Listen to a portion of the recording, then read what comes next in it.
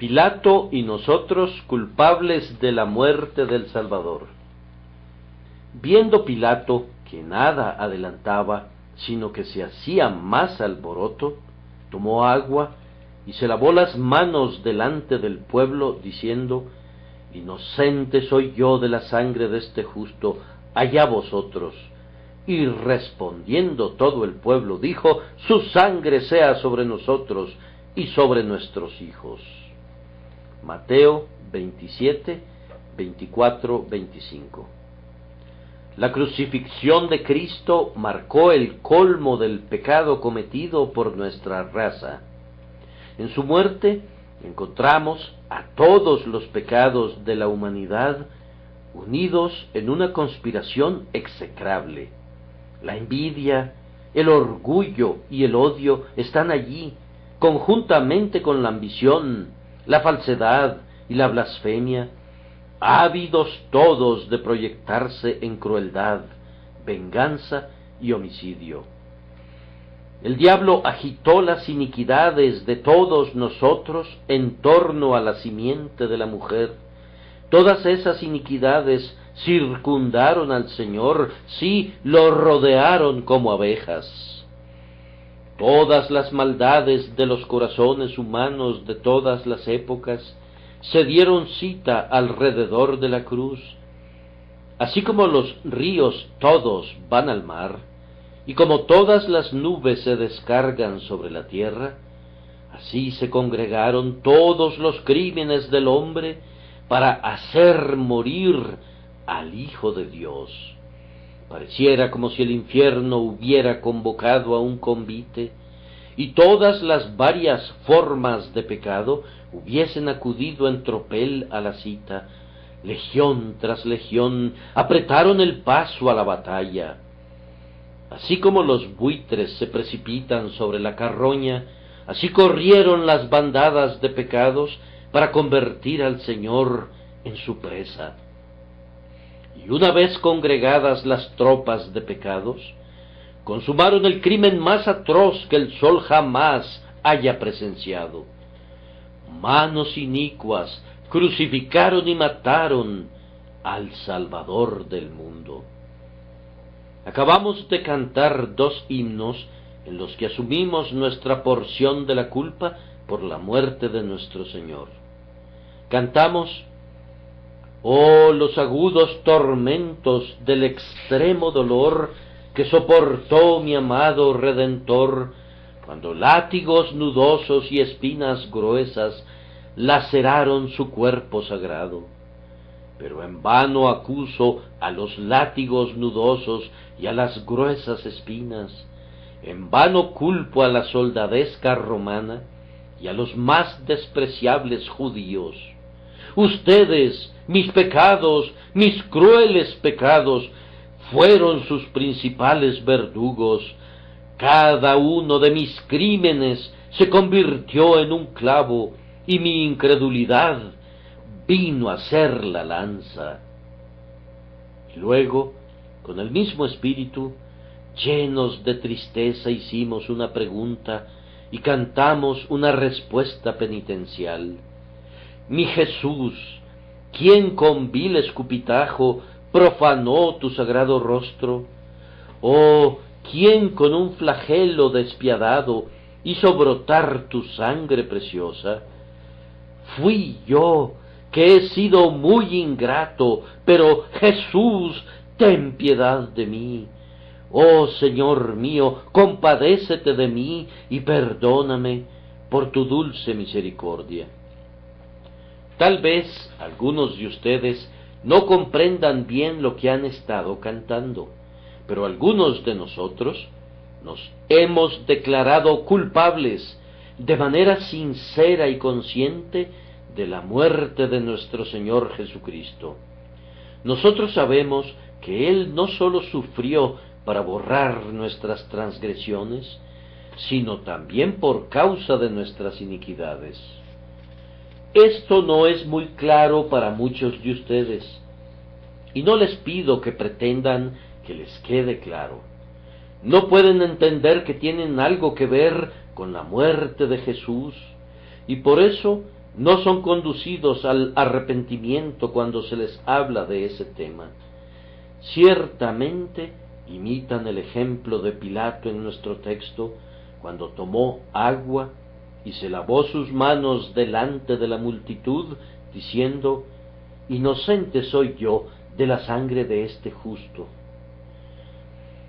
El propósito de nuestro sermón será despertar conciencias adormecidas, sin meternos en preguntas metafísicas relativas a si Pilato tuvo en realidad participación o no en la acción particular por la que murió Jesús.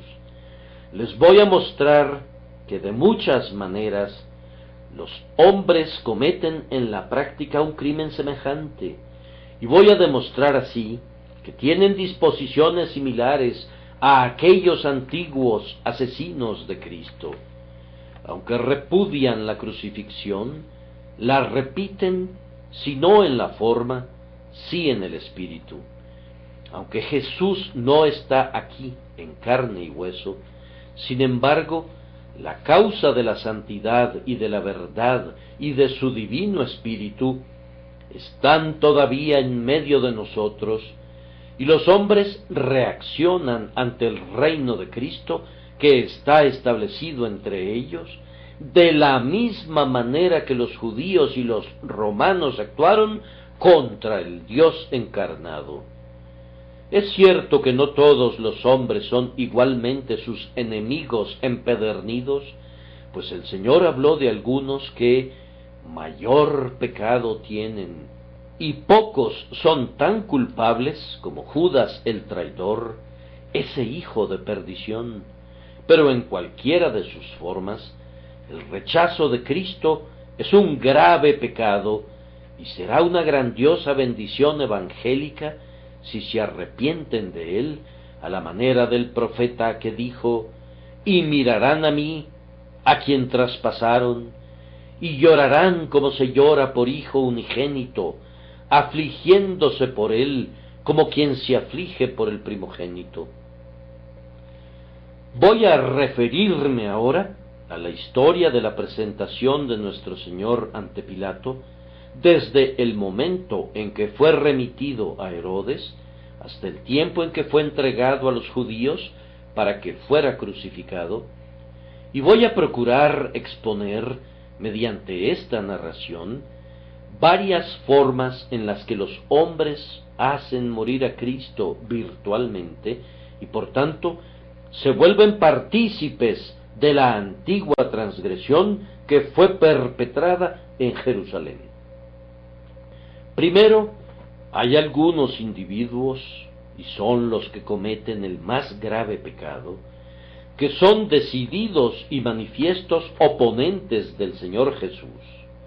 Estos son los hombres que están representados por los principales sacerdotes y los ancianos del pueblo judío, que desde hacía mucho tiempo pedían la sangre del Salvador, porque no podían soportar su enseñanza. Ninguna otra cosa los satisfaría, excepto que fuese eliminado de la tierra, pues él era una protesta viviente contra sus actos perversos. Ellos le odiaban porque por causa de su luz, sus vidas depravadas eran censuradas. Estos fueron los verdaderos asesinos de Cristo, que se gloriaban en su vergüenza y desafiaban el castigo que merecían, gritando: su sangre sea sobre nosotros y sobre nuestros hijos. Todavía tenemos en medio de nosotros a personas que no pueden soportar la enseñanza de nuestro Señor Jesús. La simple mención de su nombre excita sus peores pasiones. Se enfurecen ante su simple mención. Oh, las cosas atroces que algunos han dicho recientemente del Cristo de Dios. Desconocen la cautela cuando se trata de insultarle. Si alguien más hubiese sido calumniado como él lo ha sido, la sociedad no habría tolerado esas lenguas detestables.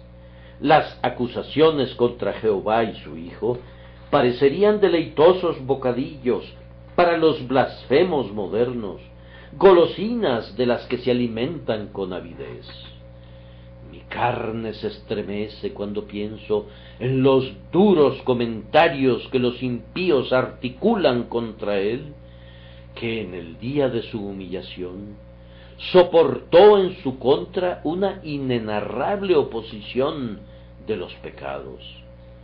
Estas calumnias eran visiblemente absurdas y deberían haberse desechado con el mayor desprecio, si no fuera por la culpa misma de los hombres, pues mediante estas expresiones vemos que veneno de áspides hay debajo de sus labios, su boca está llena de maldición y de amargura. No tratan de la misma manera a los héroes de la guerra, a los filósofos de la antigüedad, ni siquiera a los notorios flagelos de la raza. A todos estos les muestran alguna benevolencia y a menudo les rinden honores dudosamente merecidos. Pero cuando se trata de la persona y de la vida de nuestro bendito Señor, la benevolencia y la honestidad son descartadas. El menor intento de entenderle es rechazado y él y los suyos son el blanco del ridículo, de la tergiversación y de la falsedad. Le endilgan los más groseros epítetos, le dan la peor interpretación a sus palabras, tergiversan sus acciones y le atribuyen motivos que le eran completamente extraños. Y esos hombres se encuentran en medio de nosotros, reclamando el derecho de ser oídos. Ha habido incrédulos y escarnecedores de Jesús en todos los tiempos, pero en nuestra época la humanidad usa un lenguaje más inmundo que el usual. Antes, la incredulidad era filosófica y precavida, y grandes nombres encontramos en sus listas, pero ahora sus abogados más vocingleros son fanfarrones a la manera de Tom Paine, hombres que parecen deleitarse hiriendo los sentimientos de las personas piadosas y aplastando cualquier cosa sagrada bajo sus pies. Estos son los verdaderos seguidores de los hombres cuyas bocas rugían: «¡Crucifícale! ¡Crucifícale!». No pueden soportar que Jesús sea recordado y mucho menos reverenciado. Ellos argumentan ser liberales y tener un corazón abierto para todas las religiones, pero su desprecio por la fe de Jesús, que desconoce cualquier mitigación, es manifestado en toda ocasión posible, evidenciando que el espíritu de persecución arde dentro de ellos. Es inútil que estos individuos digan que no crucificarían a Cristo, pues lo crucifican hasta donde su poder se los permite, por sus comentarios blasfemos en contra de él. Un cierto número de ellos concentra su ataque contra la autoridad real y el poder reinante del Señor Jesús. Exclaman en contra de él porque se atribuye una soberanía universal. Ellos no objetan tanto el cristianismo en cuanto uno de varios credos, pero no quieren saber nada de él cuando reclama ser el credo supremo. El Senado romano estaba dispuesto a incorporar a Jesús al panteón en medio de otros dioses, pero cuando se dieron cuenta que el Cristo exigía una adoración exclusiva, le denegaron un lugar en el círculo de adoración. Como el Evangelio afirma ser verdadero y juzga que los otros sistemas son falsos, de inmediato provoca la oposición de la escuela liberal. Hay hombres en medio de nosotros hoy que dicen: sí, hay algo bueno en el cristianismo, como también lo hay en el budismo. Últimamente se han encariñado maravillosamente con este precioso budismo. Cualquier ídolo sería aceptable para los hombres en tanto que les permitiera deshacerse del Dios vivo. No les gusta un Cristo que debe ser todo o nada para ellos. Cuando Él dice que quitará totalmente a los ídolos y que quebrantará a sus enemigos con vara de hierro, le dan la espalda, pues son claramente enemigos de Jesucristo si Él es entronizado como Señor de todo.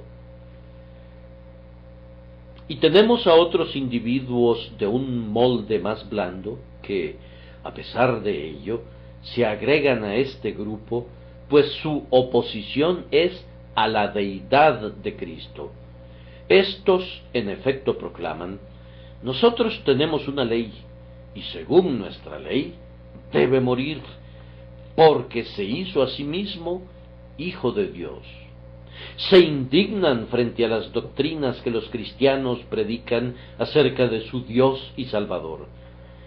Ellos, cuando mucho, aceptarán que Cristo es el mejor de los hombres, que es el más noble de los profetas, que es casi semejante a la deidad, posiblemente un delegado de Dios, pero no se moverán de allí.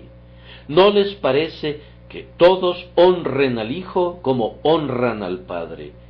Si Jesús es predicado como Dios verdadero de Dios verdadero, de inmediato los escuchamos gritando: ¡fuera! ¡Fuera!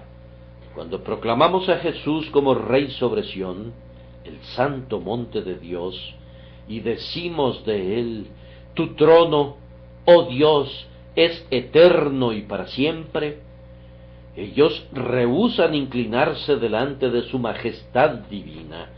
En la medida de sus posibilidades, destruyen la divinidad de Cristo y lo reducen a un simple ser humano. ¿Cómo pueden esas personas culpar a los judíos y a los romanos? Aquellos hicieron morir su humanidad, pero estos quisieran destruir su deidad. ¿Acaso su culpa no es igualmente grave?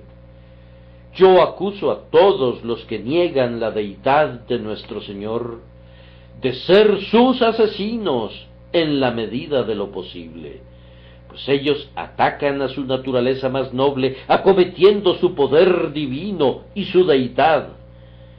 Que el Espíritu de Dios nos acompañe aquí para convencerlos de su error y los conduzca a adorar a Jesús, que es exaltado por la diestra de Dios.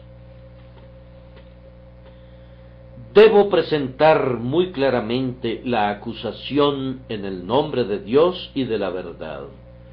Los declarados opositores de Cristo, si hubiesen estado vivos en los días de su carne, habrían deseado que le quitaran la vida, pues en lo que a ellos concierne, Él está ya sea muerto para ellos en su verdadero carácter, o están haciendo lo más que puedan según su propia conciencia e influyendo en la conciencia de otros para barrerlo de la existencia.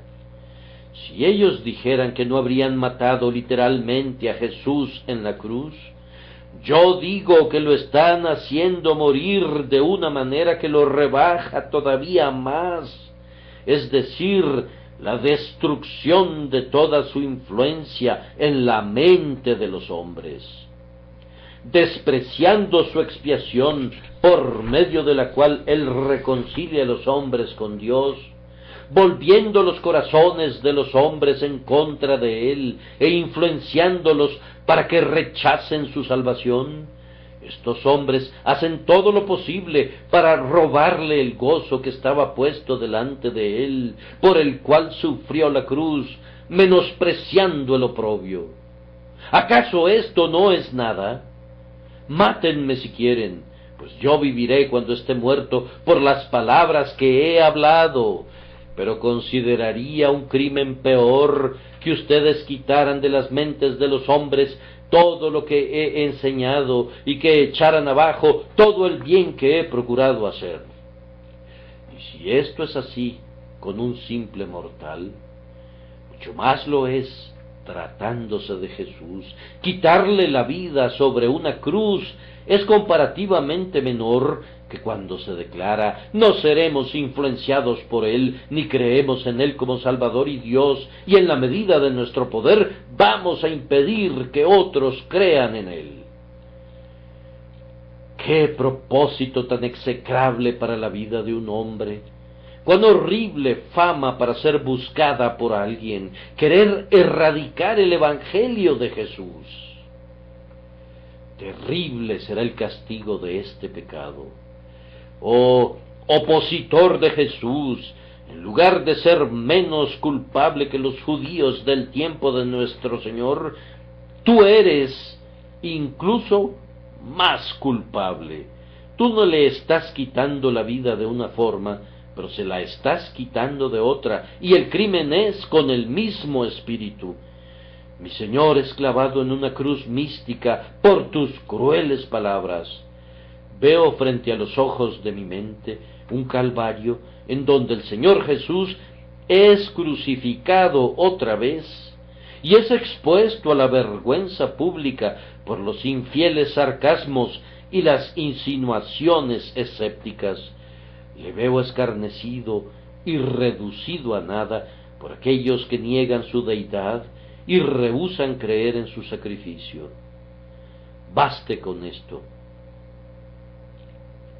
Que la conciencia esté presente aquí y que el Espíritu de Dios esté presente también, para que los hombres no se atrevan a lavarse las manos en inocencia si han sido antagonistas públicos de Jesús y si todavía lo son. Oh, que se volvieran a Él y se convirtieran en sus discípulos. Sus hermosuras son tales que pueden cautivar a cualquier corazón honesto. Su enseñanza es tan tiernamente razonable, tan llena de dulzura y de luz, que es sorprendente que los hombres no la reciban con gozo. Su cruz es única, un ser sufriente que entrega su sangre, cargando con ofensas que no eran suyas, para que sus propios enemigos vivan. El concepto es tan extraño que nunca habría podido originarse en la mente egoísta del hombre caído. Por su propia reacción, él mismo da testimonio de esto. ¡Ay de aquellos que luchan contra esta verdad, pues les costará muy caro! El que cayere sobre esta piedra será quebrantado, y sobre quien ella cayere le desmenuzará. Miren lo que le ocurrió al pueblo judío. Ellos mismos fueron crucificados por Tito en tan grande número que ya no encontraban leña suficiente para su ejecución. Jerusalén destruida es la consecuencia de Jesús crucificado. Tengan cuidado, ustedes que luchan en su contra, pues el Padre Omnipotente participará en la reyerta, y todas las fuerzas de la creación y de la providencia estarán bajo sus órdenes para trabar combate a favor de la verdad y de la justicia. El Nazareno ha triunfado y triunfará hasta el fin, cuando ponga a todos sus enemigos debajo de sus pies. Oh, ustedes que le odian, sean sabios oportunamente y pongan fin a esta lid sin esperanzas, en las que ustedes luchan principalmente contra sus propias almas. Espero que no haya muchas personas aquí a quienes se aplique esta primera parte del sermón. Vamos a proseguir al segundo punto. La conciencia de Pilato le remordía y deseaba ansiosamente no condenar a muerte a Jesús. Sin embargo, no veía cómo podía evitar eso, en vista de que los judíos lo amenazaron con acusarle de falta de lealtad al César, y ese César era el sombrío tirano Tiberio, que era implacable en su furia. Después de enviar a su prisionero a Herodes, descubre que no tiene escape por esa vía y por tanto se aferra a una segunda esperanza. Le dice a la multitud que la tradición de la fiesta requiere que se suelte un prisionero, el que quisiesen. Pilato espera que elijan a Jesús de Nazaret. De verdad era una vana esperanza. Da la casualidad que había otro Jesús en prisión en ese momento, es decir, Jesús Barrabás, que era un asesino y además era culpable tanto de sedición como de robo. Pilato reúne a los dos y deja que los judíos elijan. Sería un cuadro impresionante si en realidad fue así, como lo sugiere un autor de la vida de Cristo, que Pilato efectivamente enfrentó a los dos individuos delante de la multitud. Vean allí al asesino de rostro moreno y fiero, de amenazante mirada, con todas las marcas de furia y de odio en su cara, el hombre sorprendido en flagrante, acostumbrado a la sangre, un bandido cuya específica profesión era la contienda. Allí está como un lobo, y junto a él es colocado el manso Cordero de Dios. Miren su rostro y verán todo lo que es bueno, tierno, benevolente y heroico. Las encarnaciones del odio y del amor están delante de ellos, y Pilato deja que la multitud decida. Sin dudarlo ni un instante, ellos gritan: «¡No a éste, sino a Barrabás!». Y Barrabás era ladrón. El asesino sale libre y Jesús, el inocente, se queda para morir. En esto tendré que inculpar a una segunda clase de hombres en lo relativo a su elección. Muchos de nosotros, por la gracia divina, hemos elegido a Jesús para que sea nuestro Salvador, Rey y Señor. Es la base de nuestra esperanza eterna y el manantial de nuestro gozo presente. Hemos elegido a Cristo para que sea el guía y el líder de nuestras vidas, y no nos avergonzamos de la elección. Ha sido hecha deliberada y solemnemente, y la renovamos día a día. El alto cielo que ha oído el solemne voto, ese voto diariamente renovado oirá hasta que nos inclinemos en la última hora de la vida y bendigamos en la muerte un lazo tan amado.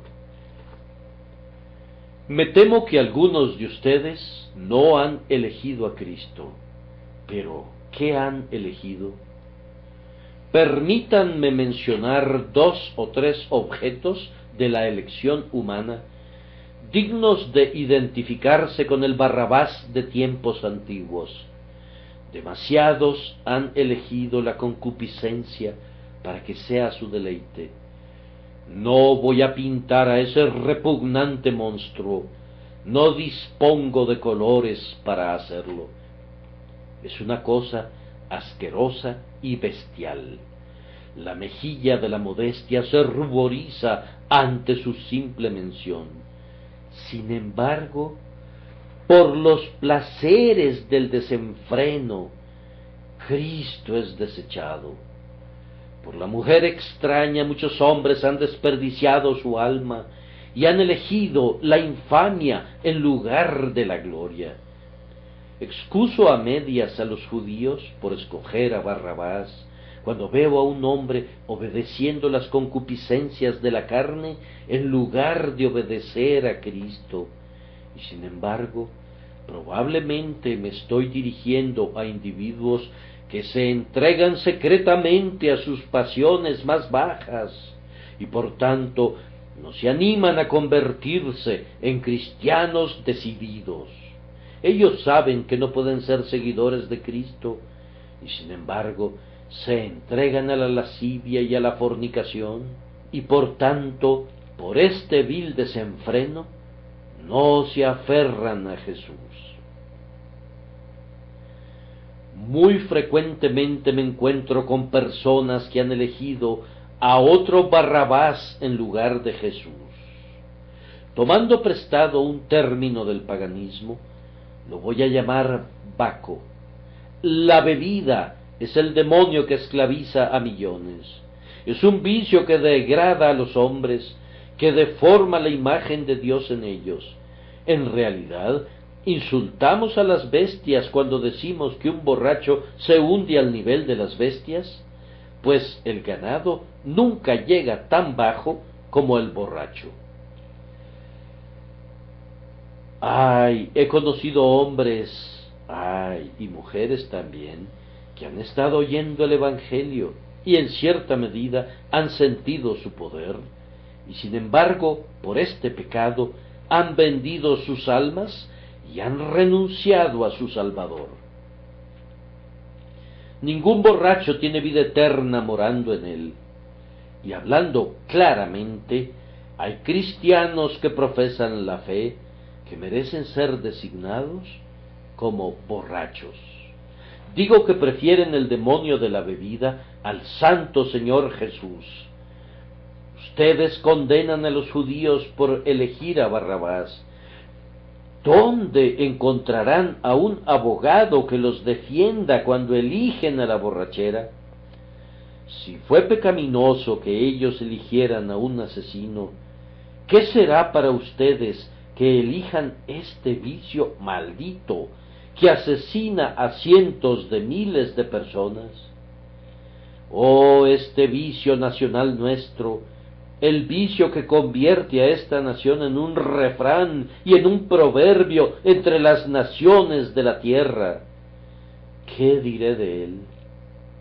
Y lo van a poner como rival de mi Señor. Oh, es una vergüenza, una cruel vergüenza que a la borrachera se le dé preferencia sobre aquel que nos amó y se entregó por nosotros. Bien, bien, dirá alguien, yo no caigo en ese pecado. No, amigo mío, pero ¿qué es lo que tú eliges en vez de Cristo? Pues si no lo sientas en el trono de tu corazón, estás eligiendo algo más. ¿Acaso es que no quieres ser cristiano porque quieres ahorrarte problemas y quisieras ser feliz y estar tranquilo y gozarte? No eliges ningún camino en particular que sea ostensiblemente vicioso. Prefieres ser un pecador moderado y cuidarte y ahorrarte todo cuidado, pensamiento y ansiedad acerca de la muerte y el cielo y el infierno. Piensas que por llevar una vida libre de preocupaciones eres más feliz que si te sometieras a Jesús. Estás operando bajo una premisa falsa. Pero una cosa es clara, el yo es tu Dios, y esa es una deidad tan abyecta como cualquier otra.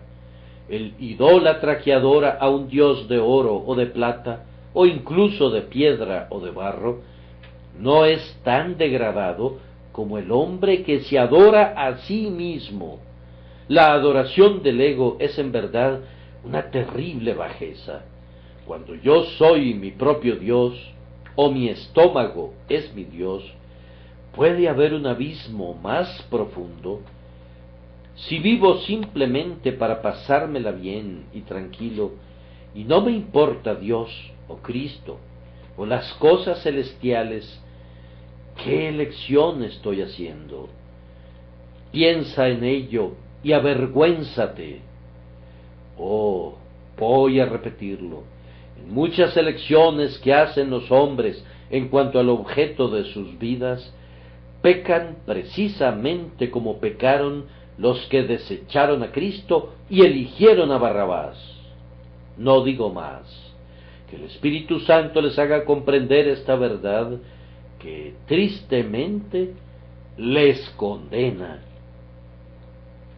En tercer lugar, Pilato, viendo que no podía liberar a su prisionero así, lo entrega en las manos de los soldados que, de inmediato, comienzan a divertirse con él y lo tratan como un objeto de escarnio.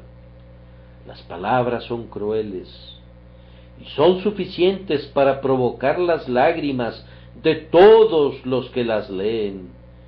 Así que entonces tomó Pilato a Jesús y le azotó, y los soldados entretejieron una corona de espinas y la pusieron sobre su cabeza y le vistieron con un manto púrpura.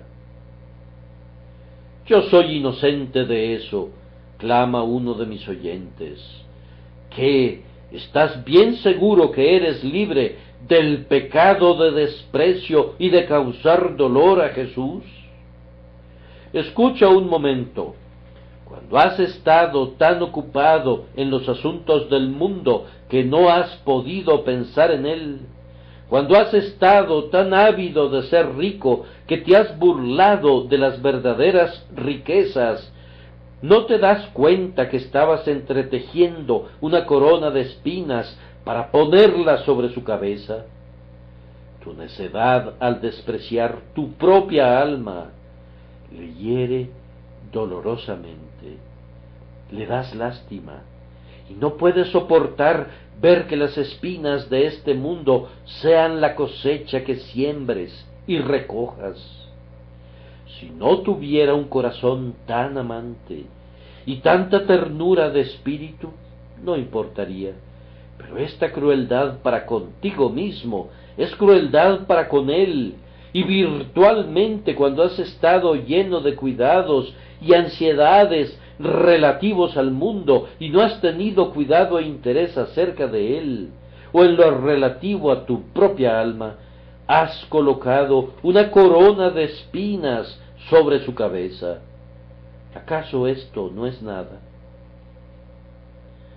Permíteme preguntarte, cuando has subido a la casa de oración el día domingo, como siempre lo haces, y has pretendido adorarle, aunque no le ames, ¿te das cuenta de lo que has hecho? ¿Te has mofado de él cuando tu adoración ha sido fingida, y de esta manera le has vestido con un manto de púrpura? Pues ese manto de púrpura significaba que lo hacían rey nominal, un rey que no era en verdad un rey, sino un simple espectáculo. Tu religión del día domingo, que ha sido olvidada durante la semana, ha sido un cetro de caña, una insignia impotente, una simple impostura. Te has burlado y le has insultado incluso en tus himnos y en tus oraciones, pues tu religión es una pretensión, no tiene corazón. Le llevaste una adoración que no era adoración, una confesión que no era confesión, y una oración que no era oración. ¿Acaso no es cierto? Les pido que sean honestos con ustedes mismos. ¿Acaso no es así? Y luego, durante la semana entera, ¿no han preferido a cualquiera en lugar de Jesús? ¿No han preferido cualquier libro a la Biblia? ¿No han preferido cualquier ejercicio a la oración? ¿No han preferido cualquier disfrute a la comunión con Él? Los objetivos políticos los han incitado, pero no la gloria del Señor ni la expansión de su reino. ¿Acaso esto no es despreciar a Jesús? ¿No es burlarse de Él? ¿Acaso muchos de ustedes no están cansados del Señor, cansados del domingo, cansados de los sermones acerca de Jesús, cansados de la sangre de la expiación, cansados de alabar al Redentor? ¿Qué es esto sino desprecio hacia Él? Demasiadas personas han bromeado incluso acerca de las cosas más sagradas. Si no se han burlado personalmente de Jesús, han ridiculizado a su pueblo por causa suya y se han divertido a costa de su evangelio. Algunos hacen de la religión un espantapájaros y la piedad es tratada como un refrán. Los escrúpulos de conciencia son despreciados como cosas absurdas y pasadas de moda, y la devoción a Cristo es rebajada hasta hacerla afín con la locura.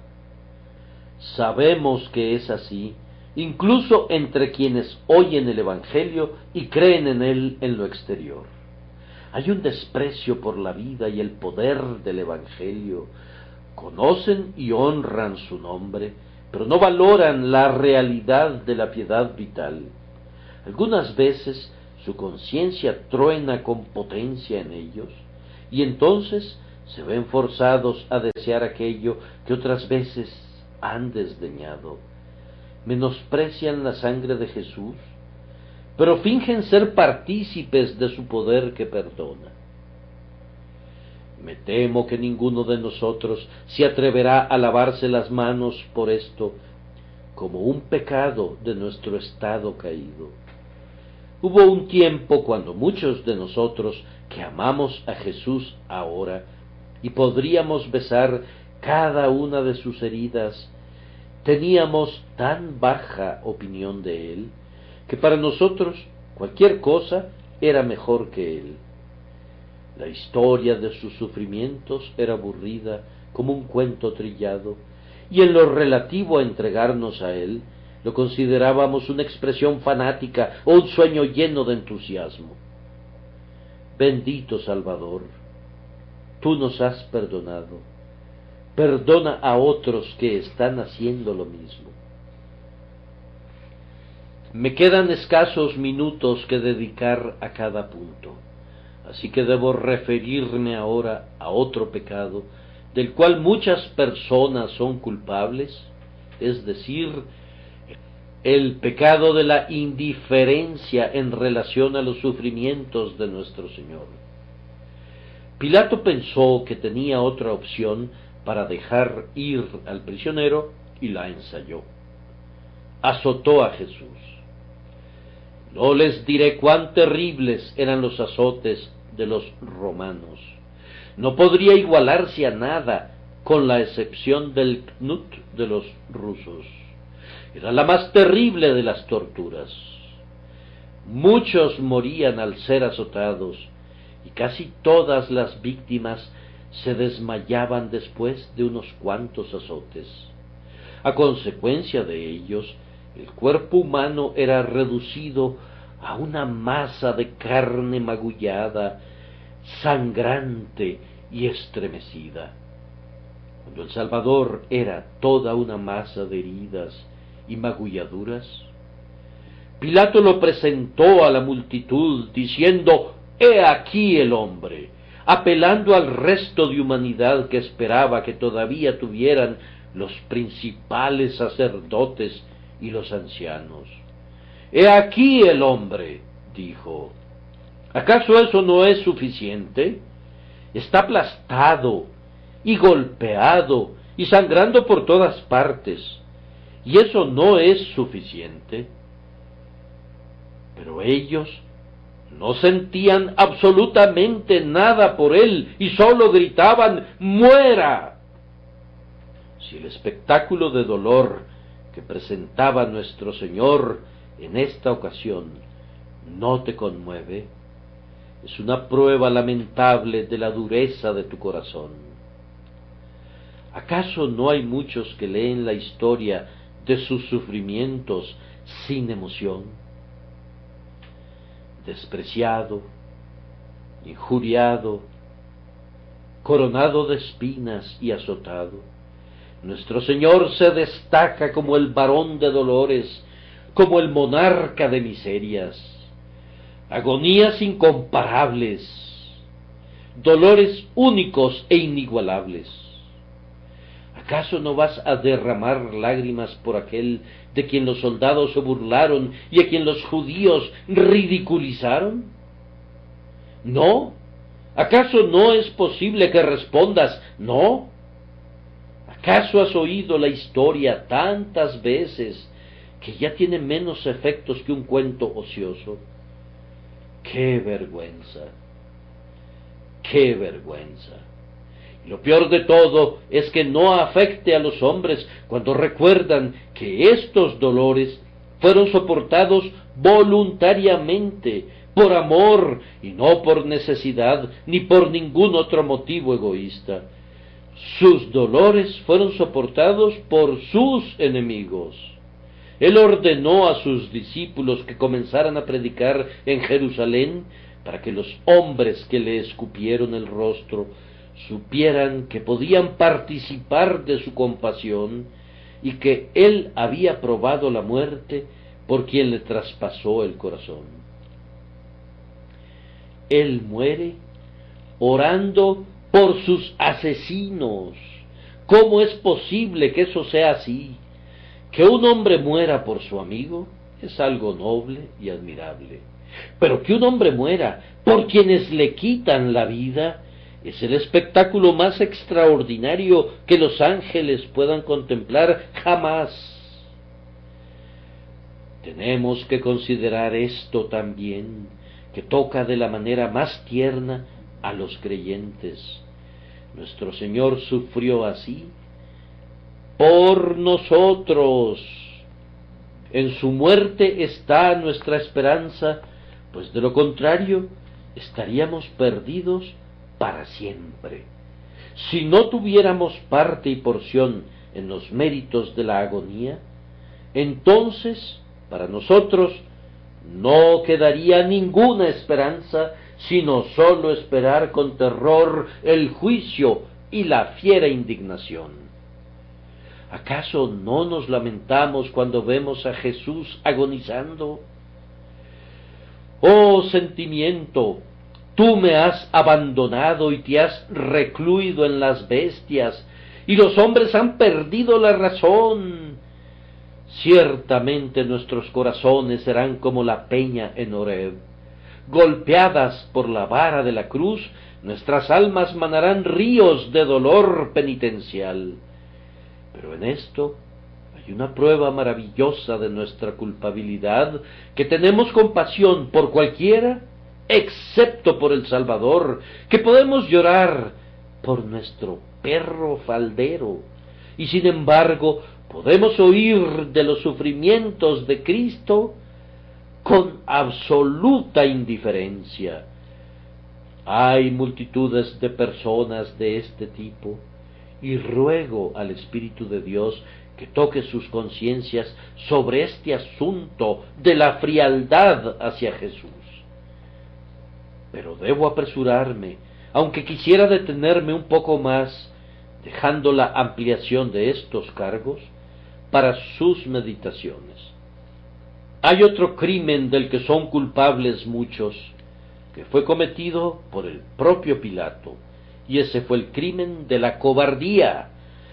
No menos de 3 veces Pilato dijo de nuestro Señor: yo no hallo delito en él, y sin embargo no le soltó. Él mismo reconoció: tengo autoridad para crucificarte, y tengo autoridad para soltarte, y sin embargo no ejerció la autoridad para soltarlo. Por cobardía no se atrevió a soltar a su perfectamente inocente prisionero. Él sabía, pero no actuó con base en su conocimiento. ¿Acaso tengo personas delante de mí cuyo conocimiento supera en mucho su práctica? Esto, en verdad, será uno de los gusanos del infierno que nunca mueren, el remordimiento de una conciencia instruida y negligente. Sobre la puerta de su prisión, los condenados leerán esta inscripción: tú conocías tu deber, pero no lo cumpliste. El conocimiento que hace responsables a los hombres por sus actos aumenta la responsabilidad en la medida que aumenta el conocimiento, y con ello aumenta su culpa y su castigo. Además, Pilato no sólo conocía su deber, sino que a su modo quería cumplirlo. Uno casi siente lástima por ese vacilante cobarde. Vean cómo lucha para soltar a Jesús de alguna manera indirecta que no le implique ningún costo. Él desea, decide y luego se echa para atrás, como una barca sacudida por vientos contrarios. En un momento casi se encuentra en puerto seguro, pero súbitamente es lanzada mar adentro. Oh, la cantidad de deseos incumplidos que uno podría recoger en este tabernáculo, de la manera que los hombres recogen frutos prematuros que el viento ha desgajado de los árboles. Los hombres desean arrepentirse, desean creer, quisieran decidir, desean ser santos, desean tener la paz de Dios, pero sus deseos no conducen a una decisión práctica y así perecen en el umbral de la misericordia. Su bondad termina en deseos vanos, que no hacen sino evidenciar su responsabilidad, y de esta manera aseguran su condenación. Sin embargo, para ser justos, debemos admitir que Pilato hizo algo más que desear. Él habló a favor de Cristo, pero habiendo hablado en favor de Jesús, no procedió a la acción como estaba obligado a hacerlo. Es posible que un hombre diga con su lengua, ningún delito hallo en él, y que luego, por medio de sus acciones, condene a Jesús entregándole a la muerte. Las palabras son un pobre homenaje para el Salvador. Él no salva a la humanidad con palabras, y no debe ser retribuido de dientes para afuera. Pilato habló con suficiente arrojo, pero luego se retrajo ante los clamores de la multitud. Y sin embargo, Pilato podía ser firme algunas veces. Cuando Jesús fue clavado en la cruz, los sacerdotes rogaron a Pilato que cambiara la acusación que estaba escrita sobre su cabeza, y Pilato no cedió, sino que replicó, lo que he escrito, he escrito. ¿Por qué no demostró un poco de firmeza cuando Jesús todavía estaba vivo? Pilato no era un ser completamente débil y afeminado como para que fuera incapaz de afirmar su pie. Si lo hizo una vez, pudo haberlo hecho antes, y así habría podido salvarse de cometer esta grave transgresión. No hay Pilatos aquí, personas que podrían haber sido cristianas si hubiesen poseído suficiente valentía moral. Algún necio compañero se habría burlado de ellos si se hubieran convertido en religiosos, y esto no lo pueden soportar. Pobres cobardes. El otro día escuché la historia de un joven que no se atrevió a orar en una habitación donde dormían otros 2 o 3 sujetos, y así, como un pusilánime, se metió a su cama y sucumbió al miedo del qué dirán. Me temo que hay hombres que prefieren ser condenados a que se burlen de ellos. Otra persona tiene un compañero perverso y sabe que debe cortar con esa compañía si se convierte en un seguidor de Jesús. Él quisiera hacerlo, pero carece de valentía. Oh, tú que rehuyes todo lo que implica servir a Cristo por miedo al qué dirán, ¿acaso no sabes cuál es la porción de los miedosos? Oh, ustedes que son temerosos, ¿cómo es posible que Jesús esté cubierto de heridas y vergüenza por ustedes, y que ustedes se avergüencen de él? La muerte se aproxima velozmente a él, y ustedes todavía esconden de él sus rostros. En verdad, esto es crueldad tanto hacia Cristo como hacia ustedes mismos, ¿No pueden apartarse de sus enemigos? Salid de en medio de ellos y apartaos, dice el Señor, y no toquéis lo inmundo. ¿No abrazarás su causa? Si alguno me sirve, sígame. Mediante esta cobardía haces todo lo que esté de tu parte para quitarle la vida a Cristo. ¿Cómo?, preguntarás. Bien, supón que todo el mundo actuara como tú. ¿Habría cristianismo en el mundo? Si todo mundo fuera cobarde, ¿habría alguna iglesia en la tierra? ¿Acaso no estás asesinando a Cristo y estás enterrando a Cristo en la medida de tus posibilidades? ¿No estás destruyendo su influencia y debilitando su iglesia cuando rehusas reconocerle? ¿Acaso no es así? Considéralo. Estás rehusando usar cualquier influencia que pudieras tener en el mundo a favor de Jesús. Aunque hay multitudes muy activas en despreciar a Jesús y en oponérsele, tú no alzas una mano por él. ¿Por qué no sales y dices, yo estoy de su lado? Por tu supuesta neutralidad, actúas como enemigo suyo.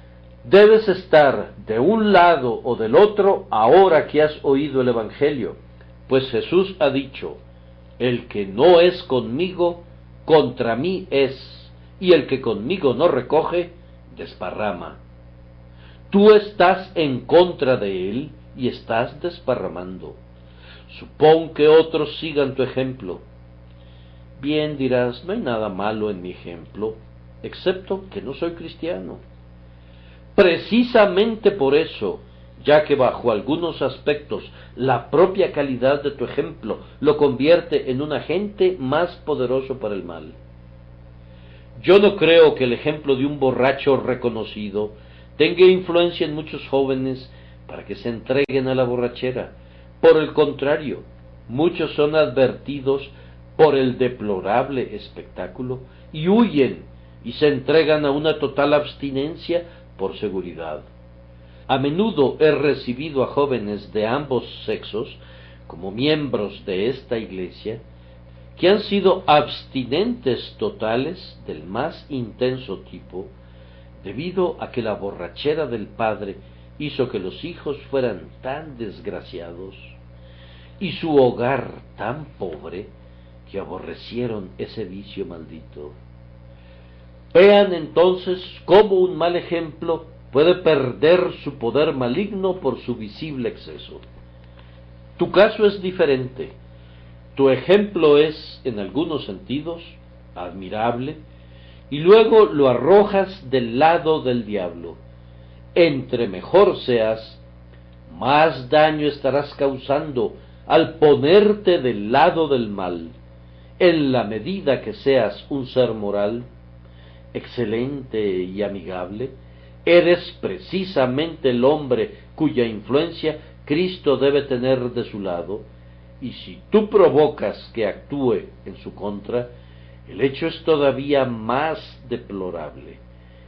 Si el peso de tu carácter motiva a los hombres a que ignoren las exigencias del Hijo de Dios, ¿qué es esto sino tramar espiritualmente la muerte de Jesús? Por último, y que el Espíritu de Dios bendiga esta amarga medicina cuando sea aplicada al corazón, para que sienta los dolores de la penitencia el día de hoy. Está el pecado de la hipocresía basada en la justicia propia.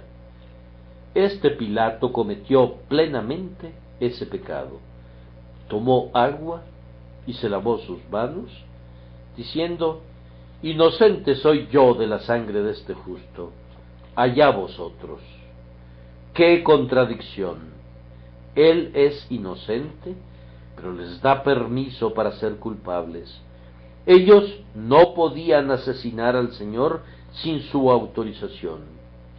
Él otorga el permiso necesario y sin embargo dice, inocente soy. ¿Acaso no veo a un individuo de la misma calaña por allá? Ese individuo dice: yo no desprecio a Cristo, ni hablo palabra alguna en su contra.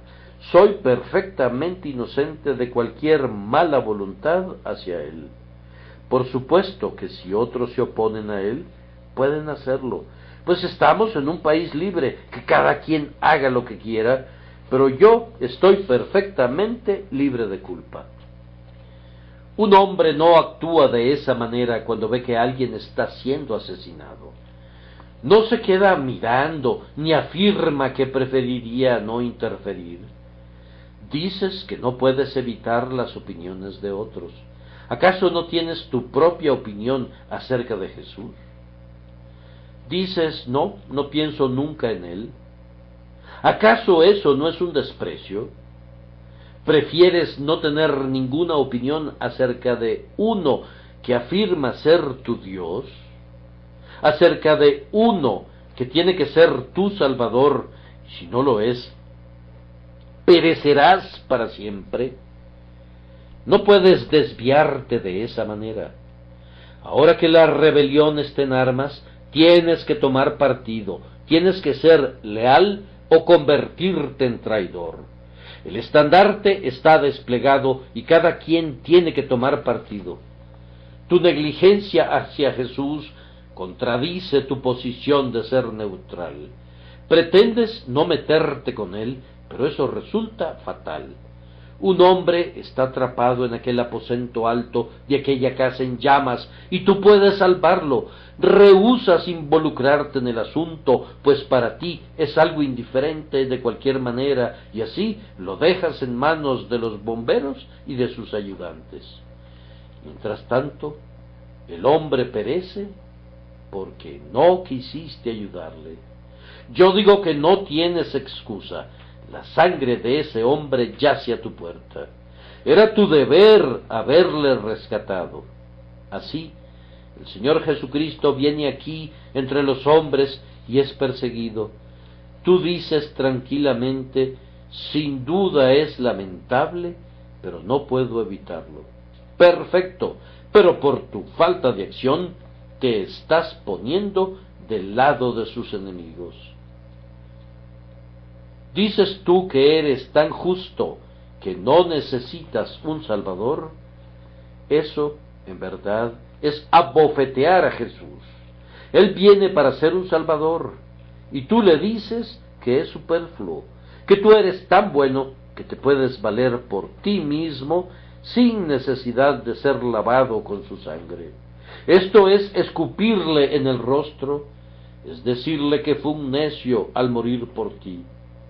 ¿Por qué habría de derramar su sangre si eres lo suficientemente inocente sin necesidad de eso? En efecto, acusas a Dios de insensatez por proveer una grandiosa propiciación, cuando la gente buena como tú lo eres no necesita nada parecido. No creo que alguien pueda insultar más groseramente al Hijo del Altísimo. Esto, en verdad, es crucificarlo. El hombre con justicia propia, que dice: yo estoy limpio, priva al sacrificio de Cristo de su gloria, priva a su vida del propósito, a su persona de su dignidad, a su obra entera de su sabiduría. El propio corazón de Dios está puesto en el propósito por el que Cristo murió, y a pesar de ello, el hombre con justicia propia considera esto una insensatez. Vamos, amados oyentes, no hay campo para que ninguno de nosotros acuse a su semejante. Vayamos todos a los pies de Jesús con humildes confesiones, a Jesús que resucitó de los muertos, y digámosle a coro, llenos de tristeza: es a mí a quien pertenecen estos dolores. Soy yo quien debe sufrir por mi perversidad. Atado de pies y manos con fuertes cadenas, tus azotes, tus grilletes, todo lo demás que soportaste, mi alma debe sufrirlo, pues de sobra ha merecido esos tormentos. Sin embargo, por mi causa, tú has puesto sobre ti, en amor, todas las cargas que aplastaban mi espíritu contra el suelo. Sí, eres hecho maldición por mí, para que yo pueda ser bendecido a través de ti. Mi salud se encuentra en tus heridas.